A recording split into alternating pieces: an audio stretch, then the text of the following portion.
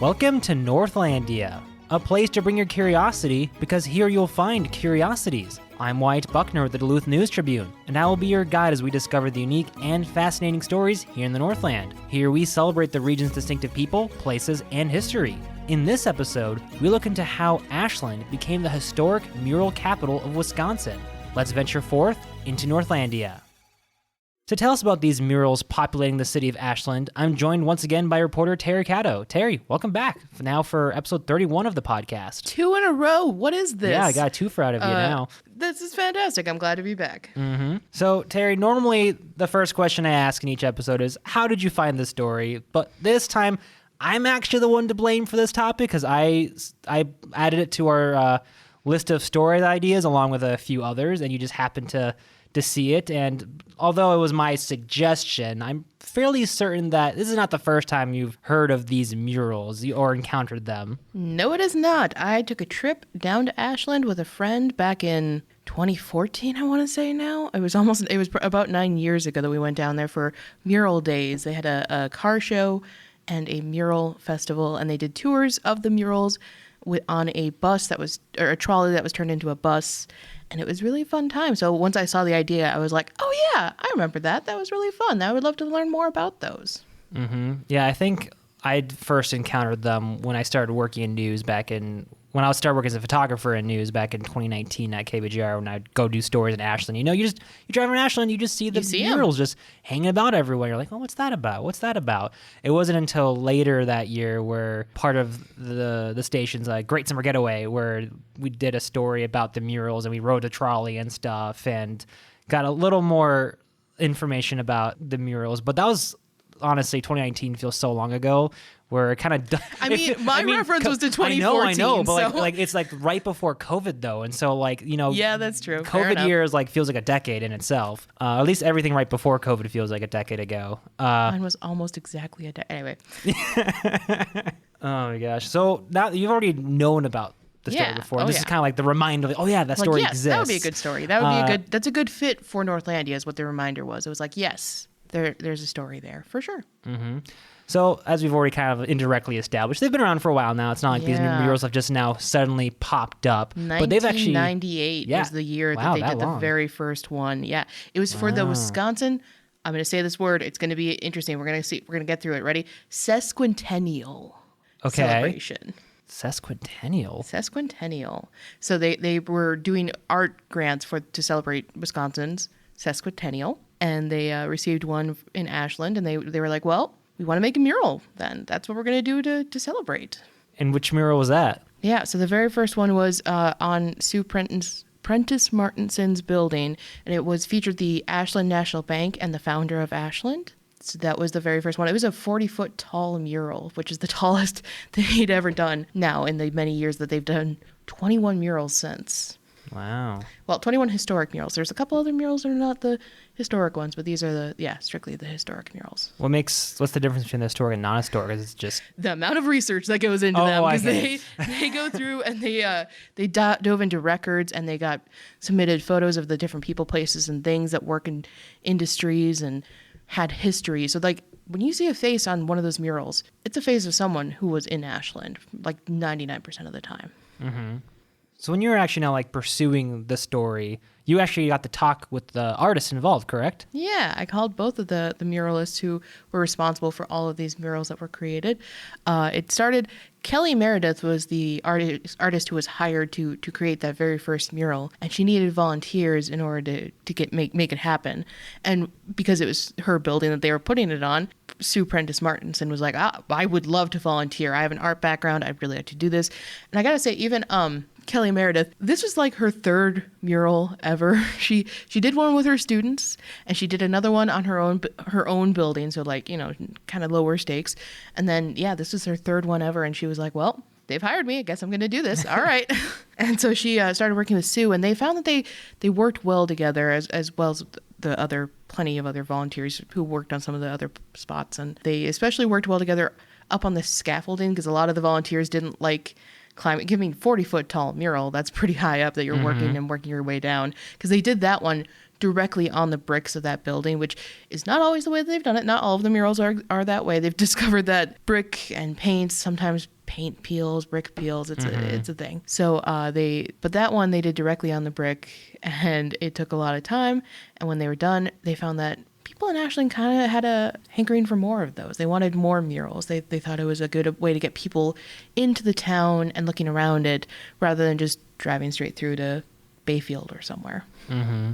I mean, it definitely catches your eye for sure. No matter which part of town you drive in, you'll probably find a mural somewhere. Yeah, they're everywhere, and you see them and you kind of wonder what each of them are about. And there's plenty of information out there. Even if you can't physically get to Ashland, you can look at all the different murals on the Visit Ashland website. They have all the information about them that you could possibly want to know about 21 individual murals, and you can take a look at them. And so even if it's cold or you don't want to get there, you can take a look. Mm-hmm. So now, how does the trolley get involved? How did that become part of this whole mural experience? I don't know. We didn't talk about that at all. That was not a thing that we talked about at all. Mm-hmm. But there is a trolley, though. There is a trolley. Ride. They do a tour. They do tours, I believe, mostly in the summer. I believe they started out by doing live tours where they would have somebody there who would, just talk about it with the history. But I believe now they have a recorded version that they play for people. Okay. And you've ridden the trolley, you said, yeah? I have. That was live people, though. That was a special event. That was mural days. So they had a very full trolley full of people. Like my friend and I who were there had to get like seats apart because we got on last minute, and we took the tour, and it was very, very good time. Mm-hmm. My trolley experience was more of a private one for news and stuff, getting B-roll and such. But it was kind of fun to run. Just like a TV reporter. Just like the TV reporter. hey, don't. No, don't you're good. You're fine. As I work for a newspaper now. You're good. But it was kind of fun to sort of ride around town and see the difference. Stop at each one, see how they change. You can even kind of see how like their painting style develops over time too, and some of the differences in things. I will say, I believe Kelly said that she does all the faces so that they're consistent throughout. That's just like a thing that she does.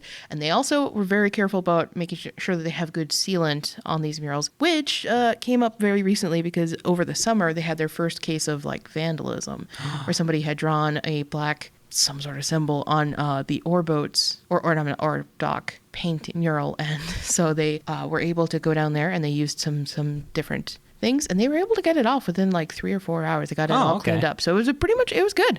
Wow, the sealant, even though it had been sitting there for like 12 years, it protected the mural. It did what it was supposed to do. So that's nice. Oh, wow. Is that the first reported thing of vandalism? That she's heard of. That was Sue. Sue had heard of that, and she was like, oh, okay.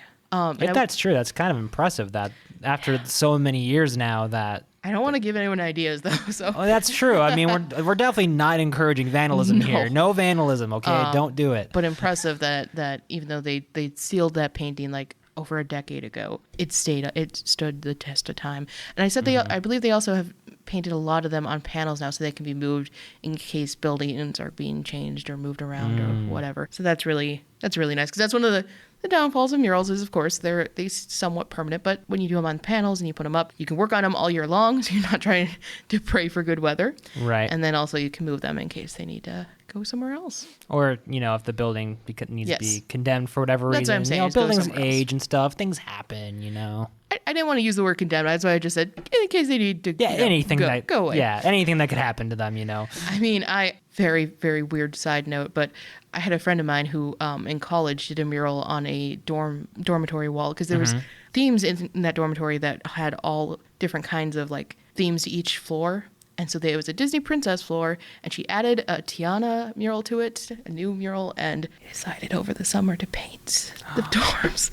It was gone. She had picked the room specifically to be there to look at the mural. You just reminded me of she had picked a room in that hall so she could be next to the mural that she made. That's horrible. And they painted over That's so sad. Imagine walking in there and seeing this beautiful artwork and being like, yeah, let's paint over that. And now it's white. Well, especially because a lot of the other murals were old and they'd been there for years and years, but this was a new one that they just commissioned her to, not even commit, but she volunteered to make the year before, and they just So I mean, that's one of the dangers of the thing is it's got to last the weather, it's got to last vandalism, it's got to last the test of time.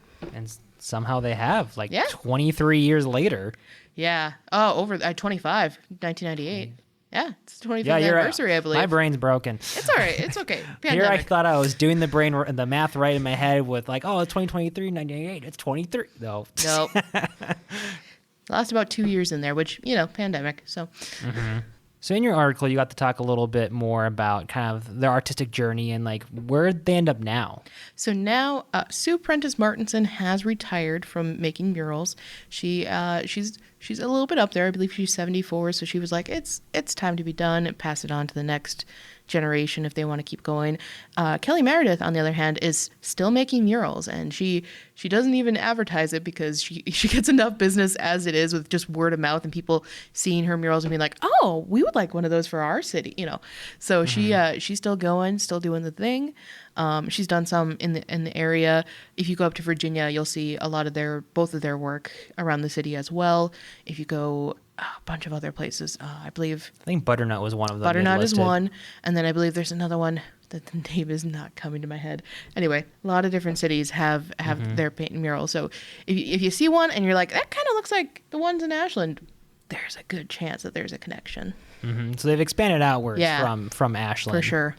And they stopped at 21 as far as historic murals, and Sue Prentice even said she'd love to see more murals added to the future. She's not sure about the historic part, if people want to do that more or not, but she said it's time for people to keep it going if they want to. Do you know when the last historic one was made? In 2018 is what I believe I read. Okay. Gotcha. So there's no plans lined up for another one potentially? Nope. I believe the organization that was funding them, because they started out a nonprofit organization to fund all their future mural projects, and people literally just donated. Like, there was literal community buy-in to this project, and people just donated to keep it going and keep it going and keep it going. But it has since disbanded, I believe. I mean, 21 is a lot, so it's not it's quite a bit. They don't have a shortage of murals there. No. I'll bet if some city was ever to try to take away that title of mural capital, I feel like they would try to. Wisconsin? I mean, they would have a lot of work to do. Right. No, for They'd sure. have like nearly 20 years worth of work to do. I wonder what the second highest is. I mean, I know I want to have that offhand, but I don't know. I doubt it's 21 or even close to 21. I doubt it's close.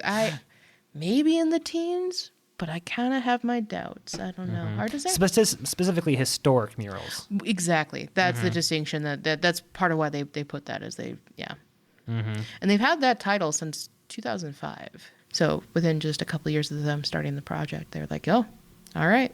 And I know your article focused more on the artists themselves, but were there any standouts amongst the murals themselves or anything you learned about a couple of them? Well, I'll say for sure, learning about the first one was very interesting, and how that was that includes the founder of the city and all of those details. So I asked Kelly Meredith which was her favorite of all the murals, if she had one that's stuck out with her, and her answer was mural number 18, which was the Northern Great Lakes Visitor Center mural. And she said she really enjoyed that one, mostly because it covered a lot of time and detail. Like, it required a lot of detail work. It shows like many different aspects of people and their connection with the land over the many years that we've been here in northern Wisconsin or northern Minnesota. And it was just kind of it's one that was very close and deep to her heart. She really enjoyed doing that one, and that's what she considers to be her masterpiece. So that was really fun to hear about. It's always good to hear there's a personal connection to it, or at least like you gotta enjoy your work, or at least be proud of your work. You don't want to put up there and be like, oh, I hate it. I mean, she clearly enjoys doing it. Otherwise, she wouldn't keep. It's her main work is making murals. That's something that she does. Which, considering she started as an art teacher who was like, well, I guess I could make a mural. Yeah, quite a journey in 25 years. And I know we touched on this a little bit earlier, but I always try to cap the podcast with this. But why do you feel like it fits so well Northlandia? Because it's a little different in terms of, it's not like, one of the stepping off the beaten path ones. Because, you drive around Ashland and they're everywhere. Yeah. But that doesn't mean you know anything about them. Well, that's you've hit it on the head. You see it and you kind of know a little bit about it. You get the idea like, oh, okay, it's history in Ashland. Cool. But I always have a deep fascination with how these projects come to be, why they decide to make. Because, I mean, that's a lot of walls. That's a lot of time. That's a lot of paint. It's a lot of sealant. what drives that? What drives a community to decide to do a project like that? And in this case, it was the love of the place and the history and wanting to depict it. And Sue even said that people would ask her sometimes, like, when will we have enough murals? At what level will we have enough? And she was like, well, that's up to the people, because it's not up to me. I'm not deciding how many more we make or what we make. It's what people are willing to fund and see. What do they want to see? Mm-hmm. It's literal, like, community connection. Yeah, and I think it also depend on, what more elements of history they want to include, you know. All right, Teri, well, I think we'll wrap it up there. Thank you so much again for joining us. Yeah, absolutely. Thanks for having me. And thank you for joining us in this venture into Northlandia. To read the article for this week's column, as well as see photos, visit duluthnewstribune.com/topics/Northlandia. You can find all the episodes of Northlandia on Apple, Spotify, or wherever you get your podcasts. If you or someone you know has a unique story that you believe can have a place here in Northlandia, let us know by emailing northlandia@duluthnew's.com. Join us again next week and discover the extraordinary stories that you just might miss if you're not in the right place at the right time, ready to step off the beaten path with no rush to return, here in Northlandia.